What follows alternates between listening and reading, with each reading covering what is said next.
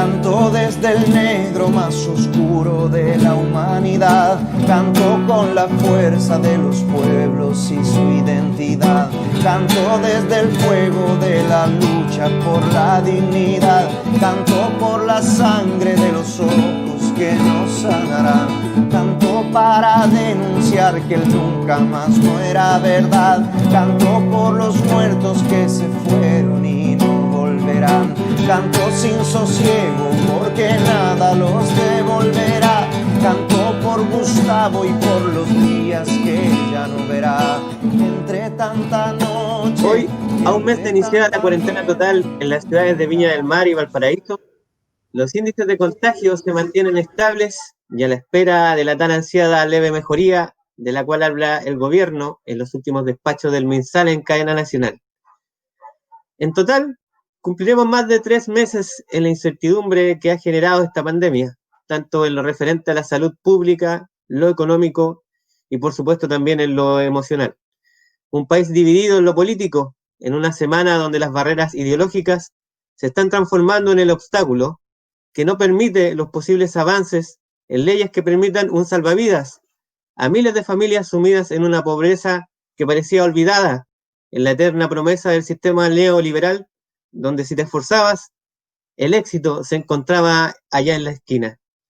Hoy, y como dice el nombre de nuestro programa, La Esquina del 6, vamos a estar conversando con Sebastián, los dos, en este formato como el que habíamos empezado el programa hace ya varios programas atrás, si no me equivoco, ya estamos en el programa número 11, Sebastián. Me parece que estamos en el programa número 12, Jaime. Ya no me acuerdo el número. Pero de todas maneras, sean todos muy bienvenidos a una nueva edición de este podcast radial que hacemos por este lado Jaime, el otro lado Sebastián, llamado La Esquina del 6. Lo están escuchando a través de Radio Comunitaria Extremo 96.1 FM del dial. Los pueden seguir en Facebook Extremo Comunitaria y en su página www.radioextremo.cl. Al podcast le pueden escribir a La Esquina del 6, todo juntito con letra @gmail.com, y seguirnos en nuestros canales de YouTube y Spotify, no Aurora Medios, La Esquina del 6. Ya escuchaban a Sebastián delante. ¿Cómo te estás? Bien, ¿y tú, Jaime? Acá estamos a un mes ya de la cuarentena. Acá en Nueva Aurora en particular se dejó sentir la presencia de efectivos de fuerza de seguridad, fuerzas especiales. También ha estado aplicando y revisando los permisos funcionarios de la Armada. Se está dejando sentir de alguna forma la vigilancia sobre la ciudadanía y haciendo efectivo aquello de fiscalizar los permisos. Hoy en la mañana, día sábado, estuvieron estas fuerzas especiales revisando de alguna forma en el paradero 6 si se estaba cumpliendo o no por parte de las personas los permisos que están obligatoriamente siendo fiscalizados.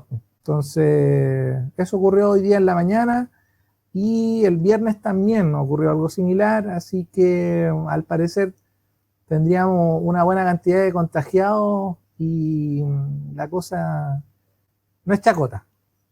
De hecho, por ahí vi algunos números que subieron en No Aurora Medio, de lo que somos parte nosotros también, donde se informaba acerca de los números de No Aurora, que eran bastante complicados igual. La zona alta de Viña del Mar, que, bueno, sabemos el riesgo que se corre, y lo que se le indica a la gente es básicamente estar en sus hogares, porque ya estamos, hay que decirlo, estamos en cuarentena, son medidas especiales, estamos en un régimen, digamos, donde, ¿qué pasa, digamos, un régimen especial donde las Fuerzas Armadas, digamos, tienen ciertas atribuciones que en otros instantes de la vida no deberían tenerlas. Pero básicamente lo importante es que la gente se mantenga en sus hogares, que tengan sus documentos en la mano, y que si, bueno, hay que salir lo menos posible, y justamente con este tema que hemos hablado en estos programas pasados, que tiene que ver con los permisos, eh, hay ciertos permisos que creo que se están entregando un par de veces a la semana, que son para compras de artículos esenciales, ¿cierto? Para visitar al médico. Entonces hay que estar bien atento a eso, cosa que si a alguno de ustedes, pobladores, les toca salir a la calle, no encontrarse con un tipo o sea, al encontrarse con algún tipo de esta fiscalización, tengan los documentos que correspondan a mano. Y obviamente tratar siempre de no infringir la ley, que en este caso sería estar en la calle sin un permiso. Eso es importante recalcarlo también, porque al final lo que se busca con esto es que nos cuidemos. Lo importante es que mientras más nos cuidemos, antes vamos a salir de este tema. Sí, efectivamente, entre más nos cuidemos, más rápido vamos a salir de esto, pero también hay que ser conscientes de que en nuestro país se viven unas realidades muy desiguales. Entonces, claro, podemos exigirle a la gente que pueda mantenerse en sus hogares, pero efectivamente hay mucha gente que tiene que salir a comprar las cosas justas porque no tiene la capacidad de abastecerse para estar un buen tiempo. Yo creo que una de las cosas que más ha dejado de manifiesto toda esta situación de la pandemia ha sido la tremenda desigualdad de nuestro país en todos los, o sea, todos los niveles hay grados de desigualdad tremendos. Recordar también el caso de cuando entrevistamos a Patricio Cerda la semana pasada, que nos comentaba la situación que estaba viviendo el sector de recreo, que no habían recibido cajas de ayuda del gobierno, que se daba por entender de que, claro, no vivían un apuro, un apremio por tener mercadería o tener abastecimiento, porque se entiende un poco de que tienen buena situación, pero también allá hay gente que está cesante, personas claro, que en algunos sectores hay gente que también necesita la ayuda. Entonces es un tremendo problema que se ha estado presentando. Comentarte un poco de los datos que nos entregó el CESFAN desde enero, perdón, desde que se presentó este virus acá en la zona, desde marzo, han habido 418 contagiados acá en Nueva Aurora, que ha contabilizado el CESFAM, ¿ya? Hay 12 fallecidos que se han producido por esta enfermedad, y actualmente hay 180 personas que se está haciendo un seguimiento, y casos activos, si no me equivoco, son 52 casos activos. Y bueno, esos son los números que tenemos, y son de alguna forma sustentados por el examen PCR que se está aplicando a estos casos. Oye, dentro de lo que voy a conversar con el spam, ¿cómo le ha ido con el tema del delay que se ha producido, digamos, que se toma el examen y el momento en que se emite el resultado? ¿Tú cachai? ¿Se han tenido algunos problemas con ese tema, no? Mira, la verdad, por parte de lo que nos ha comentado el CESFAN, en algunas reuniones que hemos tenido dirigentes sociales con la directora y subdirectora del CESFAN, son 4 días en los cuales se está entregando la comprobación del examen. Claro. Y el problema que se le está presentando es que Nueva Aurora está subiendo la cantidad de contagiados a un ritmo de 10 personas contagiadas por día. Y lo que estaban como teniendo problemas son con los profesionales que que realizan la trazabilidad. Así que están haciendo las gestiones para lograr tener más personas que puedan trazar. Y los casos nuevos que están activos son 53.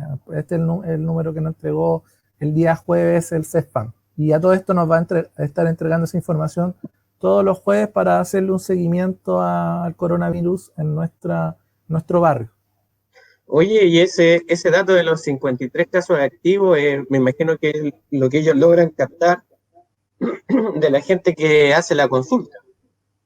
Porque ahí Claro, obviamente no hay cómo trazar a la gente que no hace consulta aunque tenga los síntomas.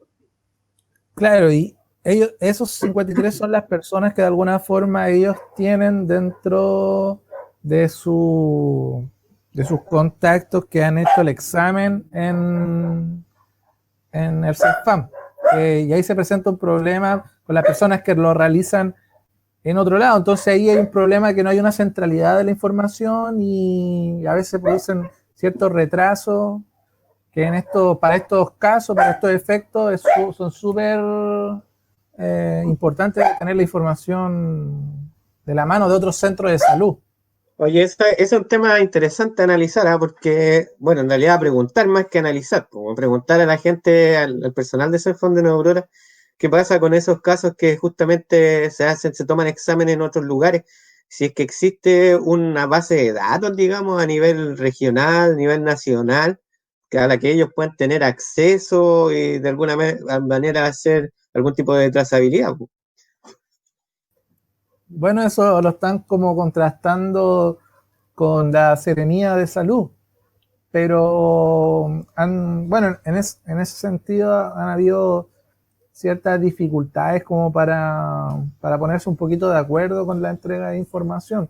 Hay que recordar que no hace mucho tiempo atrás había un gran problema entre la salud primaria y lo que el ministerio estaba llevando adelante, o sea, como que igual había Sí, claro. eh, una distancia entre lo que hacían los hospitales versus todo lo que estaba pasando en la salud primaria, ya sea SECOP, CESFAM, que están a cargo de los municipios por sus corporaciones. Entonces, es un trabajo muy descentralizado. Entonces, la información también opera también con esa lógica. Entonces, ponerse de acuerdo ha tomado cierto tiempo y la verdad, bueno, el CESFAM ha señalado que han estado desde el minuto 1 preocupados porque tienen una tremenda redes en los territorios que les permite de alguna forma ser más efectivos que incluso un hospital para trabajar este tema de el servicio de salud hacia afuera, hacia los territorios.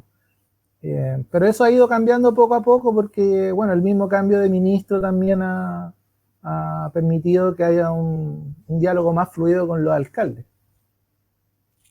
De hecho, Pari ha facilitado un poco ese tema, ¿cierto? Porque, bueno, lo ha facilitado en el sentido en que le ha prestado oreja a ciertas organizaciones que habían estado haciendo una crítica súper relevante con respecto a lo que estamos conversando ahora, con respecto a la proyección de data, tanto la data que se filtraba hacia afuera, la data que nosotros teníamos el conocimiento en total, como también la forma en que se estaba realizando la trazabilidad y quiénes tenían que ser los verdaderos primera línea, que ya viene a demostrar todo esto, que los verdaderos primera línea tienen que ser sí o sí los spam, que son los que primero se encuentran en la atención primaria, que pueden detectar la sintomatología, digamos, rápidamente, antes de llegar, digamos, a un hospital, a una urgencia extrema. La idea es no llegar a ocupar los ventiladores artificiales, si esa es la idea. Si mientras mejor se pueda hacer la trazabilidad, de mejor manera se puede aislar a un grupo de personas que están contagiados o posiblemente se puedan contagiar o posiblemente se contagiaron, aislarlos de tal manera que no tengan contacto con el mundo exterior, digamos, o con otras personas para seguir expandiendo el virus. Entonces yo creo que para variar en Chile siempre estamos llegando tarde, como que nos dimos cuenta, a pesar de la experiencia extranjera que se decía hace rato, que lo importante era captar a las personas justamente en la atención primaria, venimos a darnos cuenta 3 meses después, cuando tenemos cifras que el gobierno central habla de una leve, pequeña mejoría, digamos, porque claro, en Santiago, después de tener extremis, miles y miles de contagiados al día, ahora como que ha bajado en algunos cientos y por ende para el gobierno significa una leve mejoría.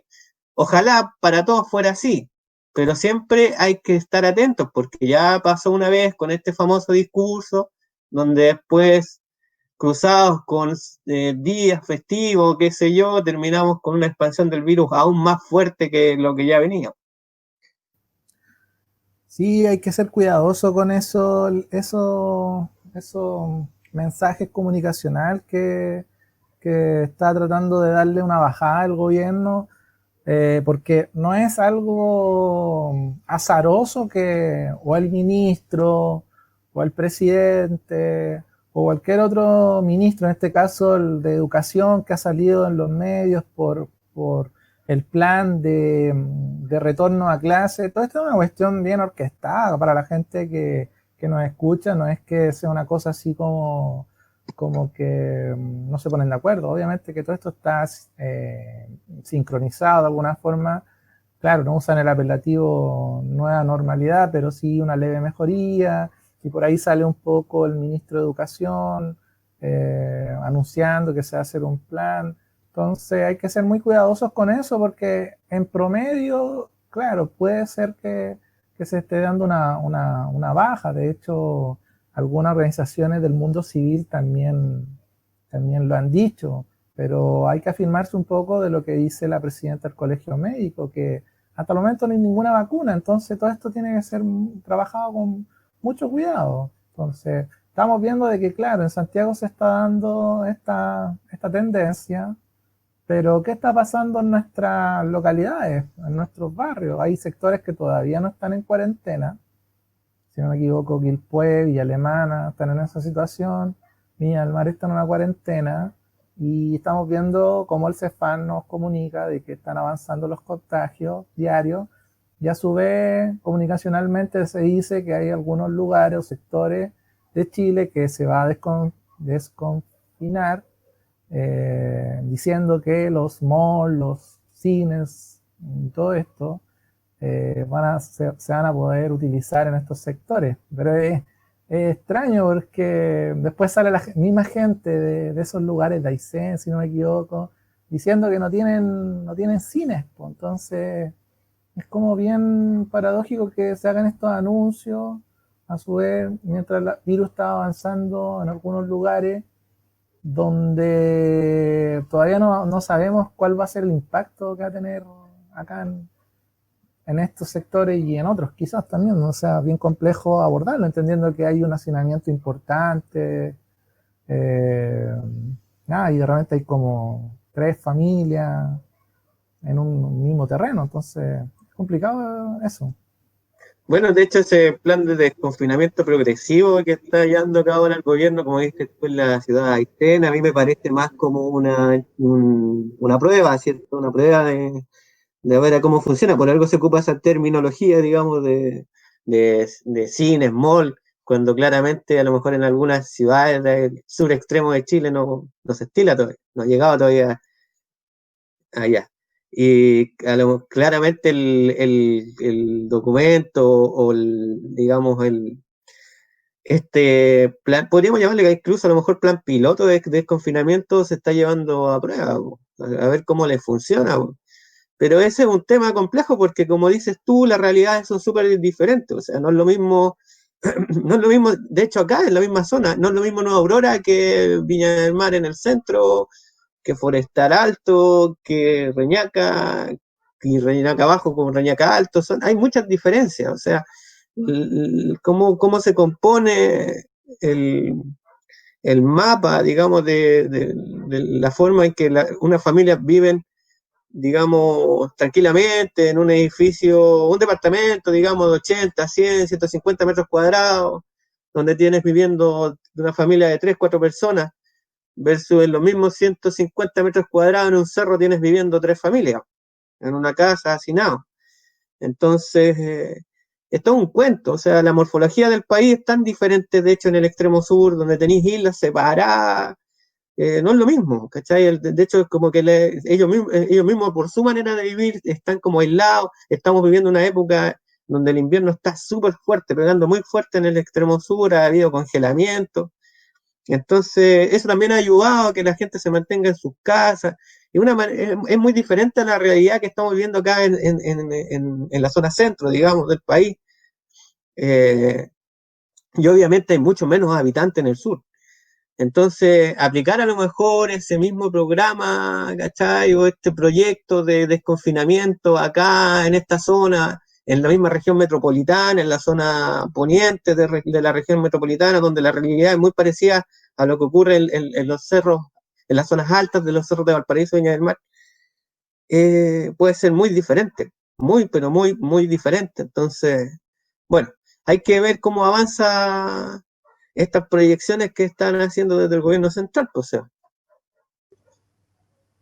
Bueno, hay que hacerle un seguimiento y tener un ojo crítico frente a las medidas, lo comunicacional que puedan hacer, porque ya hemos visto bastante desacierto. De hecho, cuando se inicia todo esto de la pandemia, bueno, el gobierno está mucho más preocupado de subir en la encuesta, tratando de cómo abordar marzo. O sea, hay que recordar esa movilización grande del 8 de marzo frente a un escenario en la cual se hablaba mucho de la destitución de Piñera y si efectivamente era posible de que pudiera continuar marzo, y frente a eso el atraso de una serie de compras que iba a traer estos elementos que son necesarios para la salud de los funcionarios que trabajan en todos los centros a nivel nacional de salud familiar, hospitales, los mismos ventiladores mecánicos que también ahí había como una sombra con respecto a cuándo se pidieron y cuándo efectivamente iban a llegar. Entonces como que se hizo un trabajo bien, yo me imagino que pensando que no iba a ser tan fuerte la entrada de este virus, y con toda la preocupación del mundo de ponerle freno a todo lo que era el estallido social, y mira la situación que nos tiene, pues, a puerta de un nuevo estallido 2.0, y con todos los problemas sociales que nos dejó la pandemia. Nos dejó al desnudo esta pandemia, pues nos dejó con los problemas más concretos que nunca. La desigualdad es mucho más visible de lo que ya venían diciendo tantos analistas internacionales, tanto informe que nos llegaba de la desigualdad, pero ya es muy evidente. Oye, Sebastián, comentarte que ya vamos a ir a una pausa musical. A la vuelta vamos a seguir conversando, haciendo este análisis a la semana, y ya a un mes desde que estamos en cuarentena total acá en la zona, en Valparaíso y Viña del Mar. Ustedes están escuchando a la esquina del 6 a través de Radio Comunitaria Extremo, 96.1 FM del dial. Nos pueden seguir en nuestros canales de YouTube y Spotify, Nueva Aurora Medios, la esquina del 6. Vamos a una pausa musical y a la vuelta seguimos conversando.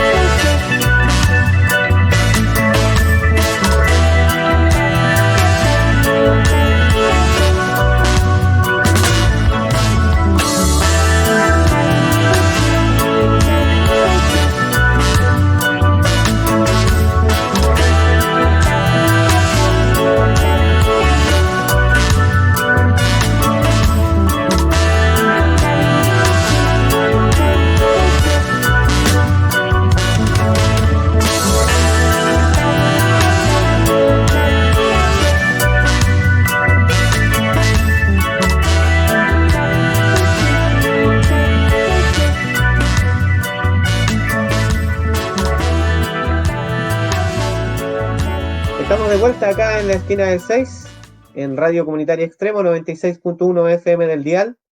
Recuerden que pueden seguirlos a ellos en www.radioextremo.cl y en su Facebook Extremo Comunitaria.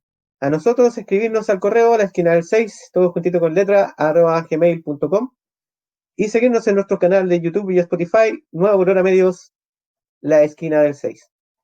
Oye, Sebastián, también hay un tema que estaría bueno que comentáramos, que tiene que ver justamente con el término de esta primera etapa de la famosa entrega de cajas de alimentos por parte del gobierno, por parte de los municipios.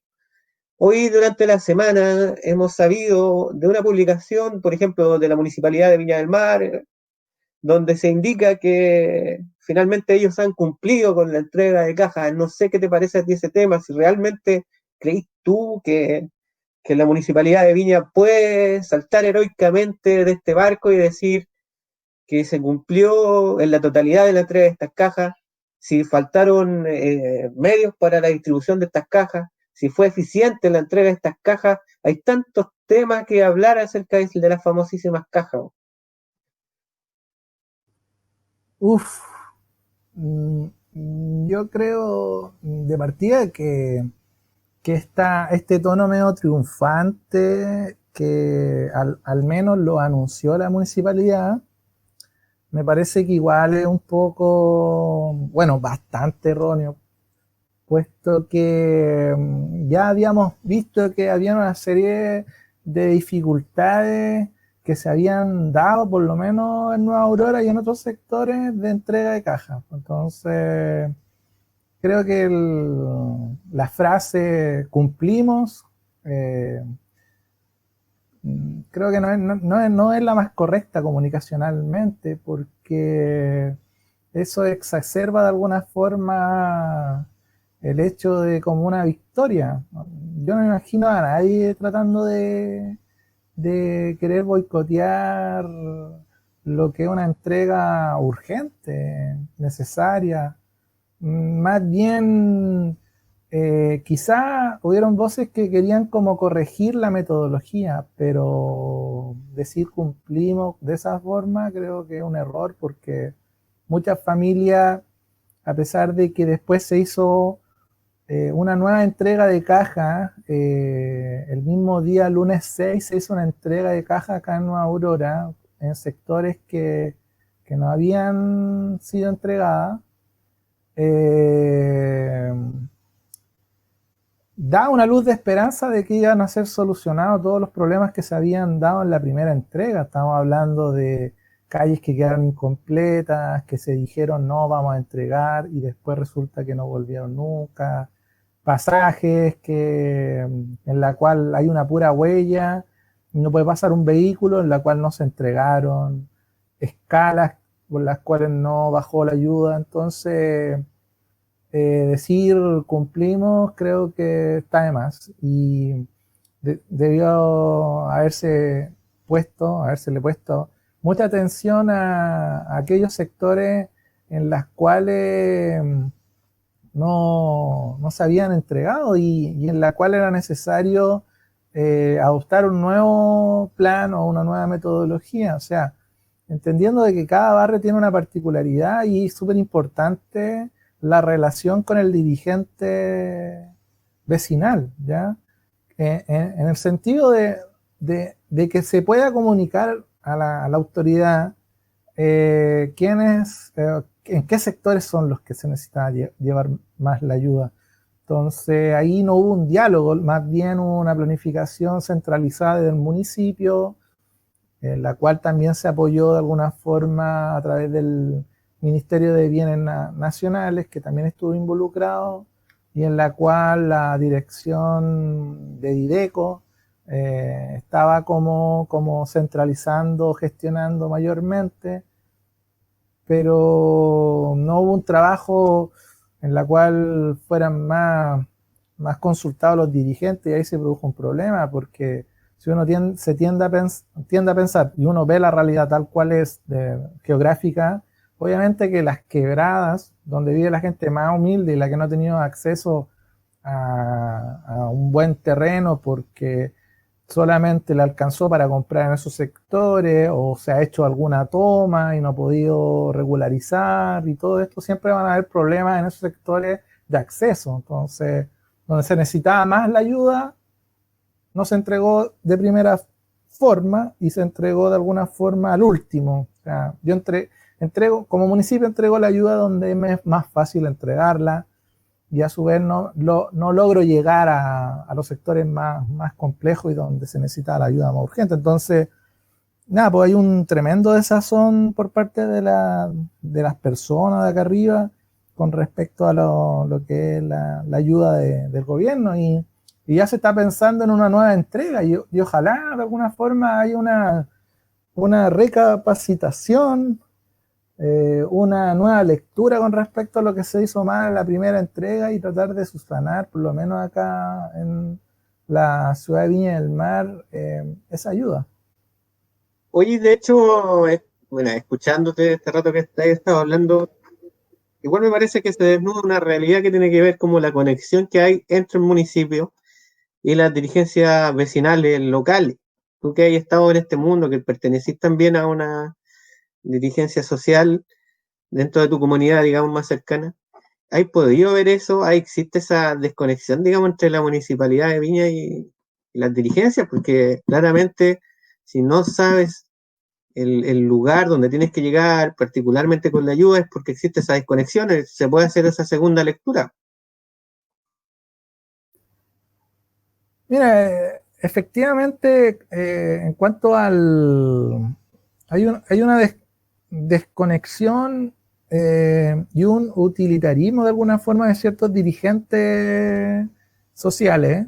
O sea, hay muy buena cercanía de parte del municipio con ciertas presidencias, directivas de junta de vecinos, pero opera dentro de lo que se podría decir el clientelismo, o sea, esta especie de vínculo que se forma a través del municipio con una directiva por alguna ayuda que pueda manifestarse y que se entiende también que a su vez hay como una especie de vínculo en la sombra en la cual también opera cuando hay elecciones o se necesita como mantener una figura en la alcaldía de cualquier comuna. Entonces eso es muy evidente lo que ocurre y en particular con nuestra alcaldesa Virginia Reginato, eso que son vínculos que se mantienen incluso desde los 90 en adelante. Ahora, con esa directiva o esa junta de vecinos que de alguna forma tiene una opinión un poquito más crítica con la municipalidad, ahí ya, digámoslo, ya hay una distancia tremenda y en la cual no es tan fácil gestionar cuestiones para que su comunidad se vea beneficiosa. Pero inclusive a pesar de todo eso, de todo ese fenómeno del clientelismo que se da, y yo creo que es una realidad en todo el país, incluso a pesar de ese clientelismo, esta vez o en esta pasada, las voces de esos dirigentes que eran más cercanos al municipio se escucharon poco, porque puesto que uno entendía o veía cómo era la entrega, en la cual era gente que se le designaba una calle, usted entrega aquí, haga firmar a las personas, pero todo eso venía desde abajo gestionado. Entonces no hubo nunca un vínculo con las directivas en la cual ellos pudieran ir acompañando este proceso y guiando de alguna forma a todas estas camionetas.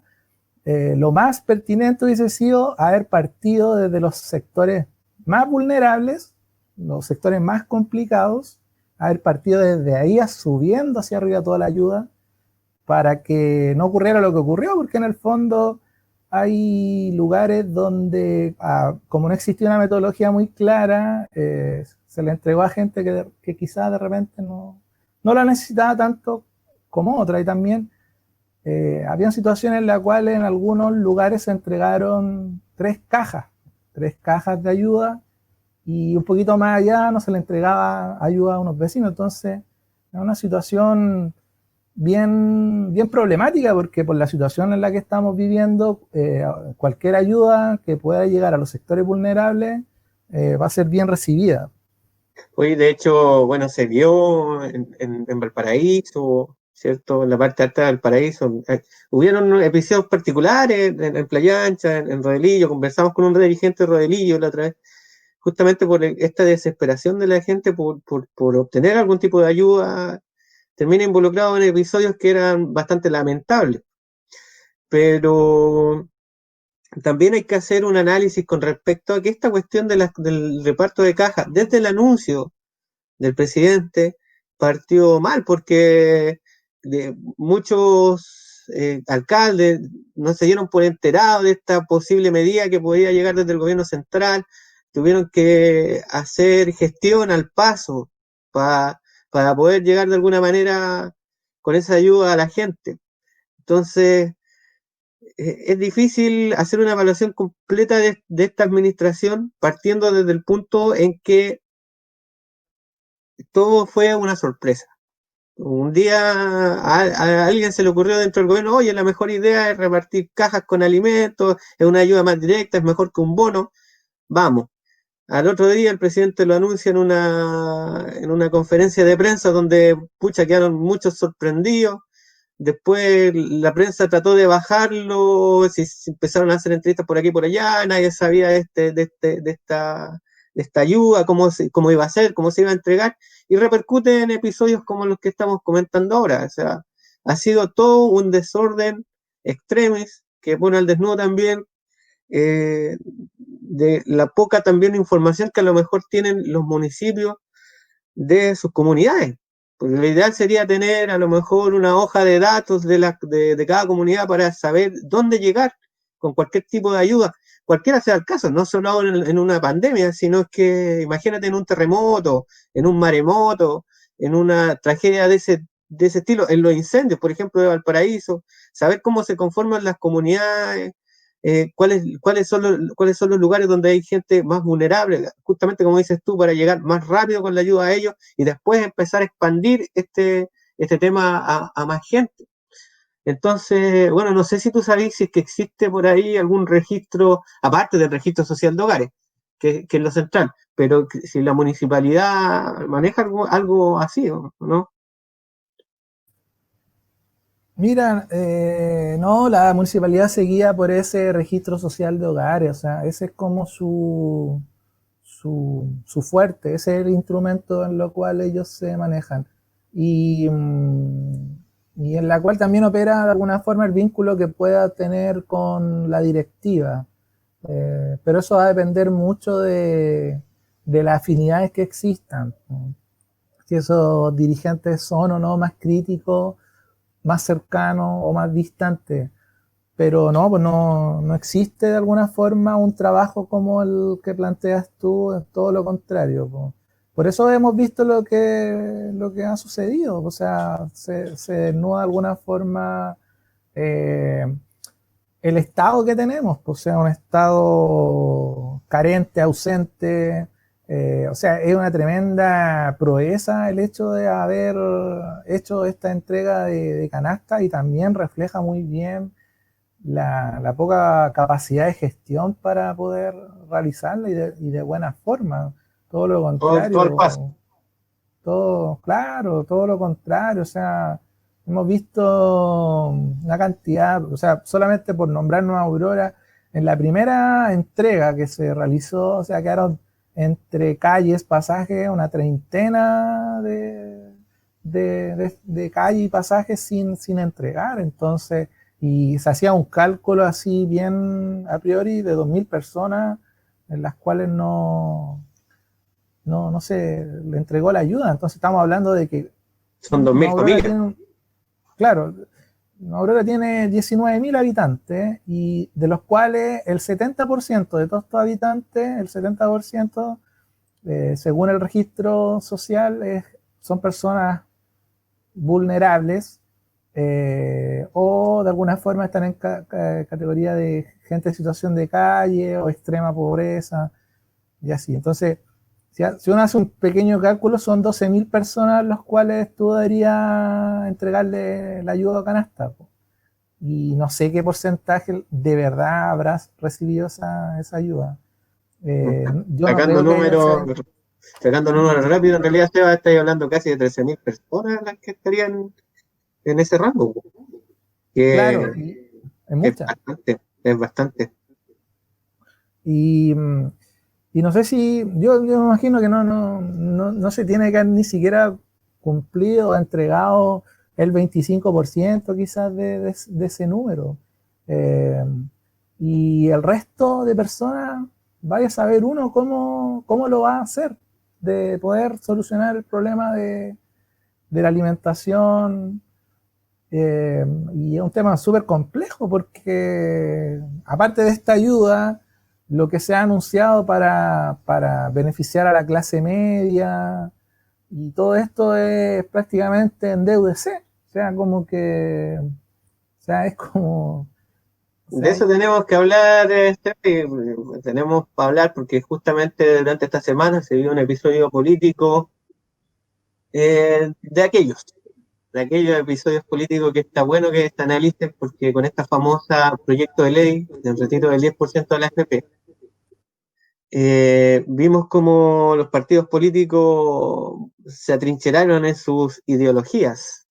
Pero eso lo vamos a conversar a la vuelta, Sebastián, porque ahora nos vamos a ir a una pequeña pausa musical. Y eso, pues vamos a una pequeña pausa musical y a la vuelta seguimos conversando. Están en la esquina del 6 a través de Radio Comunitaria Extremo 96.1 FM del dial.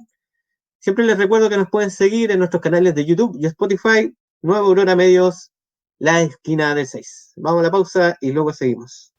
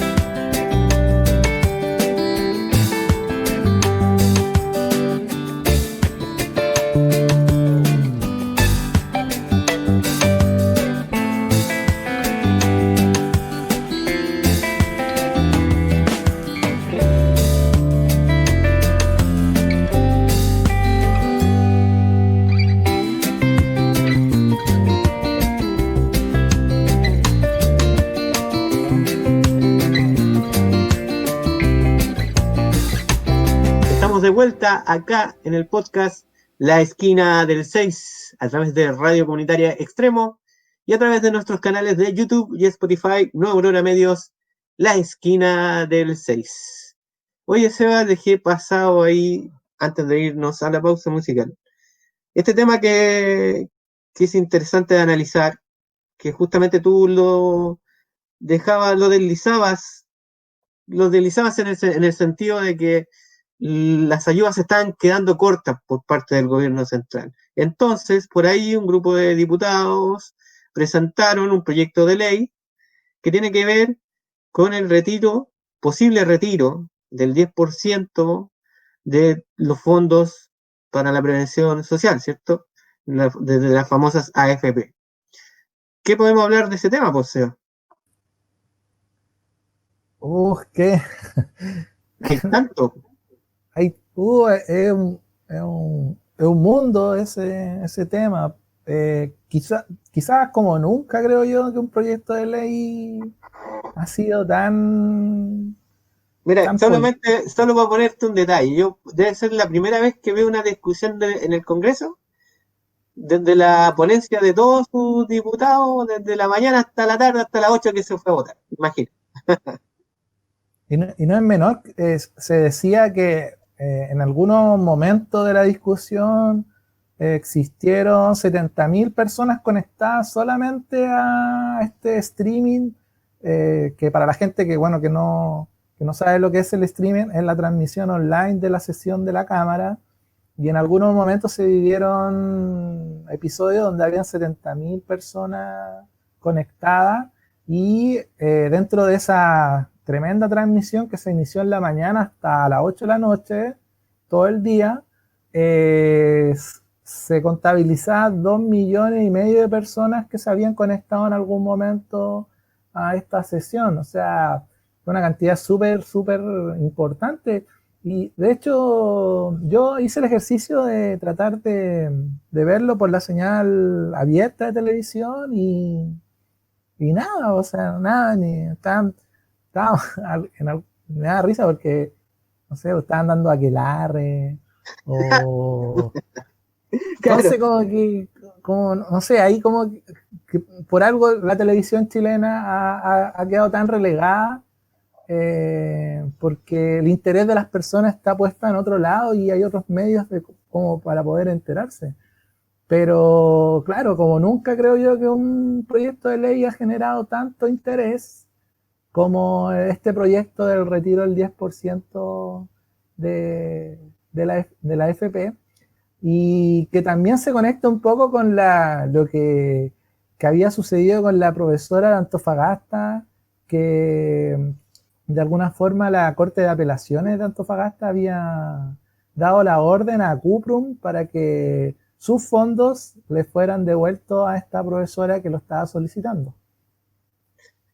sí, pues. De hecho, ese fue como el primer aliciente, o digamos, no sé si aliciente, pero como la primera prueba que se le puso al sistema judicial con respecto a una persona que podía solicitar los fondos a su aseguradora de pensiones. Entonces, bueno, con esta aprobación que hubo desde el sistema judicial, como que quedó una pequeña puerta abierta para que otros también pudieran hacer lo mismo. Al final, como que el mensaje fue, el mensaje de la Corte Suprema fue, bueno, nosotros vamos a aprobar esto, ¿cachai? Porque no, para ellos no era ilegal.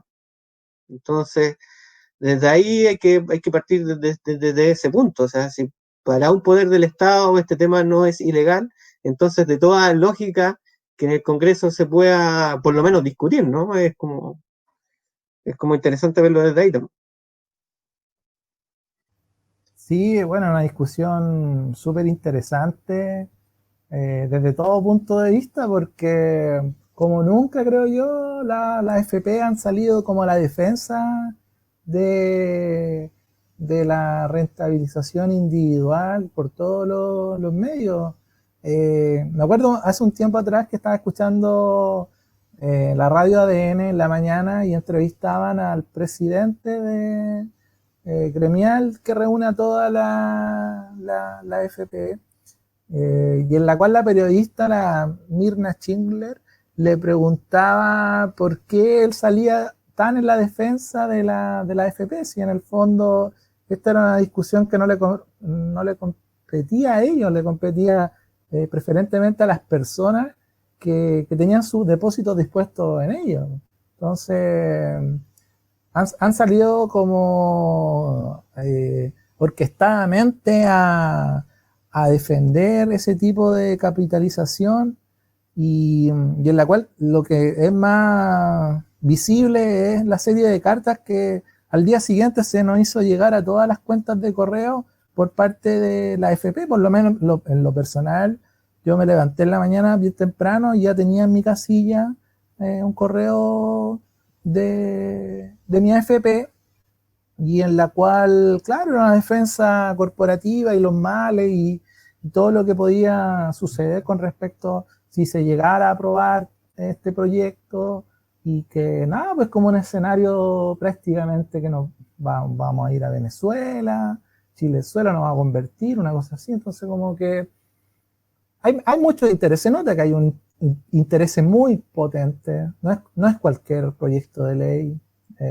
se nota que hay una gran confluencia de voluntades que se están como como chocando por esta situación y en la cual no sabemos cuál es el desenlace, porque una cosa es la Cámara de Diputados y su correspondiente correlación de fuerza, que se vio más evidente que incluso el gobierno pudo cuadrar a su propia gente. Todo lo contrario, Blumel, el presidente, o sea, el ministro también de Hacienda, no pudieron poner o ordenar a su propia gente. Por ahí también veían imágenes que era bien llamativo, como queriendo hacer una reunión dentro del Congreso, Sí. siendo que estamos en una situación de pandemia donde no nos podemos andar como encerrando. No, Una cosa bien penosa. de hecho, llegaron de sorpresa los ministros que fueron, digámoslo con tus palabras, haciendo lobby, ¿no? Entonces, Sí, también era una situación inusual. De sí, hecho, hubieron algunos llamados a reglamento con respecto a ese tema, en el que varios diputados hicieron ese ápice de que, bueno, si estaban ahí, que asistieran a la Cámara y tuvieron que asistir a la Cámara, entre ellos el ministro de Economía. claro, ya hay, es que, bueno, todo esto se sucede de alguna forma por la escasa capacidad que ha tenido el gobierno por, de alguna forma, dar soluciones concretas a toda esa gente que está viviendo situaciones tremendamente complicadas. Ya se le echó mano a los fondos que eran para la gente que cobraba su cesantía. Oye, Lo, Seba, igual me gustaría explicar un poquito de qué se trata este proyecto, o leerlo un poco, porque igual hasta habla sobre el retiro del 10% del fondo, pero como que no se especifican ciertas cosas que están ahí, ciertos puntos que es bueno que la gente sepa de este proyecto, porque digamos que es un proyecto que recién se votó como una idea de legislar. O sea, eso quiere decir que podrían pasar meses, y es que pasa la idea de legislar al Senado, digamos, y también se aprueba, porque ya pasó ¿cómo se llama esto? La Comisión de Constitución, por ende, se entiende que es constitucional y no podría haber un veto, digamos, del proyecto. Pero todavía falta la etapa del Senado y qué sé yo, y las discusiones había y por ahí. Por ahora, este retiro voluntario del 10% del fondo acumulado de cada cuenta individual, de cada uno, digamos, con un máximo de 150 UF que equivale como a 4.3 millones de pesos, y un mínimo de 35 UF que equivale a 1 millón de pesos. Eso quiere decir que si tú, por ejemplo, no alcanzas a tener las 35 UF que equivalen a 1 millón de pesos en tu cuentita personal, podrías retirar toda la plata. Entonces, en efecto, por ahí se dice que hay un 50% de los afiliados que tienen menos de 4 millones de pesos en su AFP. Entonces eso también traería ciertas repercusiones, porque se teme que muchos de ellos, sobre todo la gente que ya está en sus últimos años de cotización o que han tenido tremendas lagunas y tienen algunas cotizaciones, pasen a este famoso pilar solidario del Estado. Entonces ahí hay varios temas que está interesante ponerle harto ojo y oreja a todos nosotros los trabajadores y que cotizamos, digamos, en el sistema de FP, estar atentos porque se pueden pasar varios golazos, ¿ah? Como por ejemplo cuando se han hecho estos depósitos los famosos bonos que fueron a parar, por ejemplo, al Banco Estado, de qué manera estos fondos, a dónde irían a parar. ¿Ah? Una vez que tú los sacas, ¿dónde van? Van a tu cuenta, irían a la cuenta RUT, algunos especulan de la cuenta 2 de las mismas FP, hay todo un cuento ahí para ponerle oreja. sí, hay una discusión que se está iniciando y que va a estar muy acalorada. De hecho, ya se está viendo, es visible, pero también nos deja varias cuestiones como de fondo que igual sería como interesante como analizar, porque ni siquiera la discusión de un fondo solidario ha sido la idea motor eh, para abrir o discutir qué consiste o cuáles son las alternativas que se podrían abrir con respecto a un fondo de pensiones distinto, más bien, ¿cómo se llama? Lo que ha abierto y potenciado el hecho de la discusión ha sido la capitalización individual. O sea, en vista que las personas se ven enfrentadas a una situación de inestabilidad, lo que ha ocurrido es que, claro, pues van a recurrir a estos fondos, pero no deja entrever que de alguna forma no se estaría como potenciando la idea de un fondo solidario, más bien todo lo contrario, que lo que se nos ha dicho por largos años, esta idea individualista en la cual se nos ha inculcado, o sea, eso ha sido el motor para llegar a este nivel de discusión. Sí, pues, estoy de acuerdo contigo en ese punto. Es un tema complejo, de hecho, el derecho de propiedad, ¿verdad? El famoso derecho de propiedad que por tantos años ha defendido la derecha, ahora parece ser el escudo de la izquierda en esta discusión. Pero bueno, estamos en un mundo de cambio, estamos en un país movido, la batea, el agua dentro de la batea se está moviendo. Estamos a 3 meses, Sebastián, a 3 meses de volver a lo que podría ser un momento constitucional después de décadas. Entonces, estamos en un país que se está moviendo y la idea es que nosotros acá, desde esta pequeña esquina, que es la esquina del 6, acá arriba, en el Cerro Nueva Aurora, cada uno desde nuestras casas, a través de este medio digital, poder estar en conversaciones con ustedes, con la gente que nos escucha. Y nada, pues decirte que ya estamos llegando al final de este programa, que a lo mejor nos estamos pasando algunos minutos, pero valía la pena porque esta semana ha tenido harto tema de qué hablar y se viene bastante. La verdad es porque estamos, como te decía, en un momento histórico en el país donde están sucediendo muchas cosas en un pequeño corto de plazo. Así es que, nada, no sé, por mi parte me quiero despedir.